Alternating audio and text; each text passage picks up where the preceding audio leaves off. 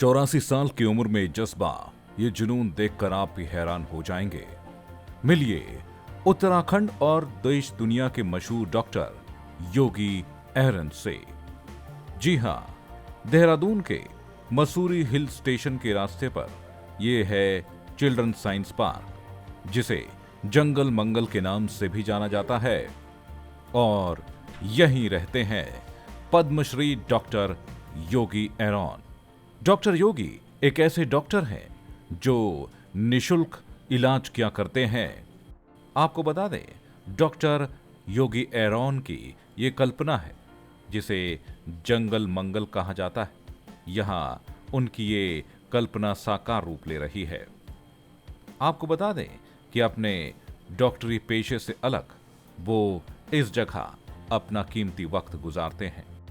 आइए जानते हैं उनसे उनके अनुभव के बारे में और जानते हैं कि आखिरकार इस जंगल मंगल की कल्पना के पीछे उनकी क्या सोच, क्या सपना है। देश के जब भी मशहूर कॉस्मेटिक एंड प्लास्टिक सर्जन्स की बात आती है तो उनमें उत्तराखंड का नाम भी आता है। और उत्तराखंड का नाम इसीलिए आता है क्योंकि यहाँ पर रहते हैं देश के चुनिंदा प्लास्टिक एंड कॉस्मेटिक सर्जन्स और डॉक्टर्स में से एक डॉक्टर योगी एरन। जी हाँ, इस वक्त हम मौजूद हैं देहरादून में, जहां पर हम मौजूद हैं एक बहुत ही शांत और सुंदर जगह जिसका सृजन किया जा रहा है। और ये सृजन किया जा रहा है डॉक्टर योगी एरन की सोच से। आइए उनसे मुलाकात करते हैं, उनके डॉक्टरी सफर के बारे में भी जानेंगे, उनके अनुभव के बारे में भी जानेंगे और उनकी जो एक कल्पना है जंगल मंगल की, उस कल्पना के बारे में भी उनसे बातचीत करेंगे। बहुत बहुत स्वागत करना चाहेंगे डॉक्टर योगी आपका। जय भारत जी। मैं ये कहना चाहूँगा, जब मैं यहाँ 1973 में आया तो यहाँ कोई प्लास्टिक सर्जन नहीं था, दिल्ली तक नहीं था। तो वो अपॉर्चुनिटी, वो मेरी ये वही सोच है seniority- जो आपने उत्तराखंड के लिए सोची कि उत्तराखंड में इस वक्त कोई सर्जन मौजूद नहीं है, लेकिन मुझे अपना कार्य करना है। करेक्ट। मुझे पहाड़ पसंद है, मुझे जंगल पसंद है, गांव में रहा हूँ। तो मैंने देहरादून छांटा अमेरिका से आने के बाद।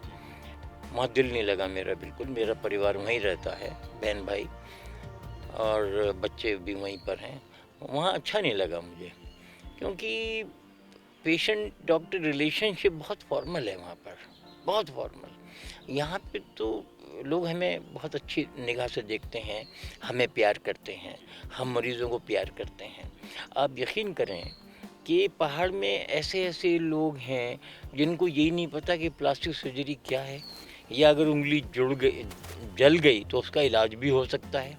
गांव का जो बड़ा प्रधान है वो गोल गोल पट्टी कर देता है, सब उंगलियां चिपक जाती हैं।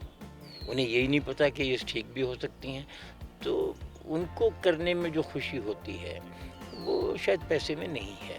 पैसा तो मेरे बच्चे खूब कमा रहे हैं, तो उसमें बहुत खुशी मिलती है। ऐसी सिंपल लोग हैं पहाड़ में, ज़रा जाके देखिए।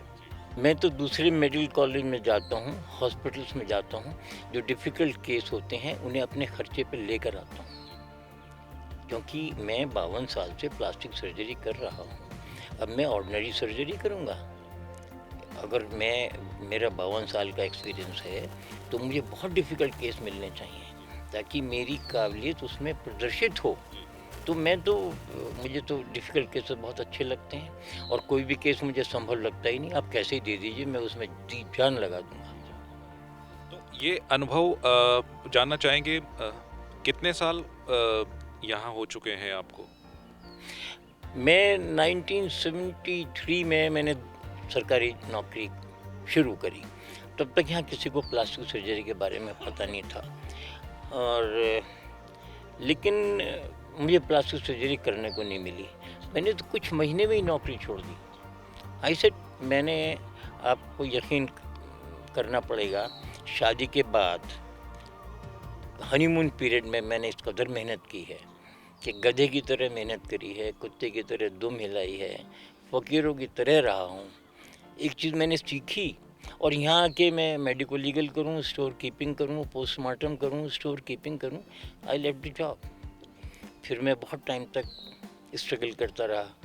मेरे बाप मुझे पैसा देते रहे, मेरा ख़र्चा नहीं चला, बच्चे हो गए। फिर धीरे धीरे बिल्डअप किया। मैं सब गाँवों में गया, शहरों में गया, कहा कि प्लास्टिक सर्जरी मैं करता हूँ, मुझसे कराओ। बहुत टाइम लगा। अब स्थिति ये है कि जहाँ दिल्ली तक एक भी प्लास्टिक सर्जन नहीं था, वहाँ देहरादून में 50 से 100 के बीच में प्लास्टिक सर्जन हैं। तो मैं वो काम क्यों करूँगा जो मेरे बच्चे की उम्र के लोग कर रहे हैं? मैं वो काम करूँगा जो कोई नहीं कर रहा, तभी मेरी काबिलियत निखर के आएगी, मेरा अनुभव उसमें काम आएगा। पहली तो बात ये जंगल मंगल नाम कैसे आपने सोचा, और ये जो इतनी कल्पना आप इस वक्त कर रहे हैं और कार्य इस वक्त चल रहा है यहाँ पर, इसको किस तरीके से आपने अपने दिमाग में साकार रूप दिया? क्योंकि परवरिश मेरी गांव में हुई, मुझे शहर पसंद नहीं आता। I can't live in A down town. तो मैंने देहरादून से मसूरी तक मैं पैदल गया, अपनी पसंद की ज़मीन ढूंढता हुआ। फिर मुझे ये जगह पसंद आई। मेरे किसी भी शुभ चिंतक ने मुझे ज़मीन लेने के लिए हतोत्साहित किया कि योगी कहाँ तुम गड्ढे में जा रहे हो, गांव में जंगल में इतनी दूर, यहाँ सांप वाँप भी निकलते थे, लाइट नहीं थी, खाली खाले थे, बड़ी अनस्टेबल लैंड थी, पर मुझे बहुत पसंद आई। फिर मैं इसी में लगा हूँ। मुझे 38 ईयर्स हो गए, और जब बहुत टेंशन होती है तो मैं यहीं किसी पेड़ के बारे में या किसी मरीज़ के बारे में सोचता हूँ, तब तो मुझे नींद आती है। तो शुरुआत अगर करें तो ये कल्पना एक जो हमारे पेंटर्स होते हैं उस तरीके लगती है, लेकिन इसे साकार रूप कुछ दूसरे तरीके से दिया जा रहा है। जिस तरीके से यहाँ पे हम कई जगह देख सकते हैं कि कई जगह आपने जो है पत्थर रखे हुए हैं, इनके बारे में क्या कहानी है? इनके बारे में ये कहानी कि एक कंडीशन होती है, medical condition, obsessive compulsive neurosis. उसमें आदमी न चाहते हुए भी उसका जो रुझान है उसी में फंसा रहता है। I think that's the condition with me. Asperger syndrome है या क्या है मुझे पता नहीं। जब मैं सपने में भी पेड़ों को डिज़ाइन कर सकता हूँ तो इसका मतलब मेरे हाथ में नहीं है। This is something which compels me to keep doing these things. और आप ध्यान से देखिए किस कदर खूबसूरत है। चलिए, किस कदर खूबसूरत है, किस कदर खूबसूरत है। इसको साफ करके इसमें आँख वाँख बना दिया जाए। जैसे पहले लोग पहेली पूछते थे तो उसमें एक हिंट देते थे कि ये हिंट है, पहेली ढूंढो। तो ये सब चीज़ें आम बच्चा, आम पब्लिक परसीव नहीं करता। तो इसको परसीव करने लायक बनाने के लिए इसमें आँख लगा दीजिए, पैर बना दीजिए। मैं चाहता हूँ गरीब से गरीब बच्चा, हर बच्चा नेचर में खूबसूरती को ढूंढे। That's the only idea. अगर मैं I am very honest to that, जो हमारे गांव के गरीब बच्चे हैं उनका बिल्कुल भी एक्सपोजर नहीं हुआ। उनमें ज़्यादा टैलेंट है।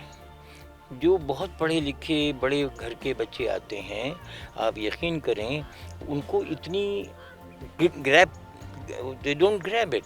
एक गांव का जो बच्चा आता है, जो गरीब बच्चा आता है, जिसने ये कभी देखा ही नहीं, उसको आप देखिए कितना खुल के आता है। यहीं से खुदाई में निकला जेसीबी। पहले जेसीबी नहीं होता था, बुलडोज़र होते थे, तो हमने सब ये बुलडोज किया। तो ये जो पत्थर अच्छे निकलते थे हम उसको रख लेते थे। अब ये पत्थर में जो सुराख हैं वो इस हाइट से नज़र आते हैं जी। अगर आप यहाँ खड़े होते हैं तो इसमें सुराख नज़र आते हैं, और आप योगेश ये पता नहीं लगा पा रहे कि ये वन पीस है। तो हम हर विजिटर को पीछे भी ले जाएंगे। ये हम रास्ता यहाँ ऐसे बना रहे हैं ताकि वो पीछे भी जाए और देखे कि ये वन पीस है। तो नेचर में खूबसूरती बच्चे पकड़ें, उनको इंस्पिरेशन मिले, नेचर से प्यार करें, ये इसका उद्देश्य है। मुझे तो बहुत अच्छा लग रहा है। I am enjoying my life. और जब मैं देखता हूँ तो मुझे तो हर कण कण इसका बहुत सुंदर लगता है। योगेश, आप मेरा यकीन करो, मुझे तो उसका कण कण सुंदर लगता है।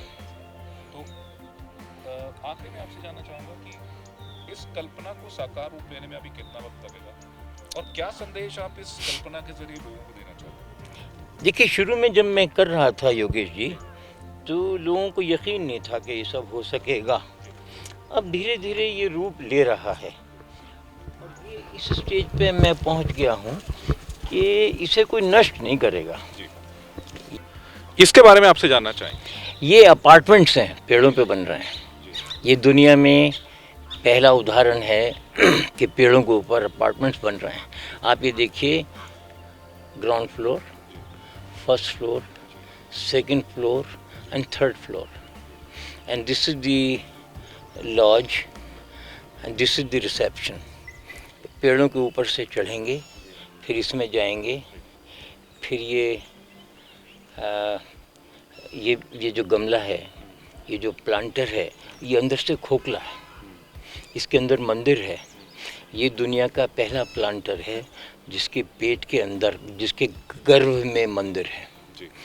और ये हमें दरवाज़ा अभी खोला है, लोग अप्रिशिएट नहीं कर पा रहे थे। इसको परसीवेबल बनाना पड़ता है हर आइटम को। लोगों को पता होना चाहिए कि ये प्लांटर है, खोखला है। और ये सब अपार्टमेंट्स हैं, पेड़ों पे बन रहे हैं।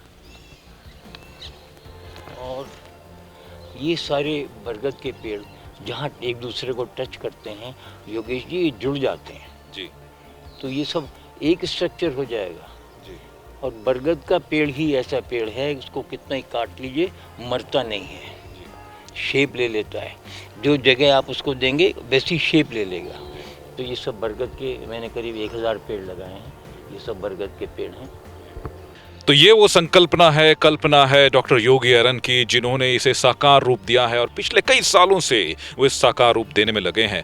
और एक तोहफा जो है वो आने वाली पीढ़ी को देना चाहते हैं, भले ही वो शहरी क्षेत्र के लोग हैं, ग्रामीण परिक्षेत्र के लोग हैं, उनको एक सोच देना चाहते हैं कि प्रकृति के करीब रहकर आपको क्या अनुभव होता है। बहुत बहुत शुक्रिया करना चाहेंगे डॉक्टर योगी जी आपका। Thank you. तो ऐसे ही हम आपको उत्तराखंड की महान शख्सियतों से मुलाकात कराते रहेंगे, उनकी सोच दिखाते रहेंगे। अभी के हमारे इस खास प्रोग्राम में अभी के लिए बस इतना ही। फिलहाल मुझे दीजिए इजाजत। नमस्कार।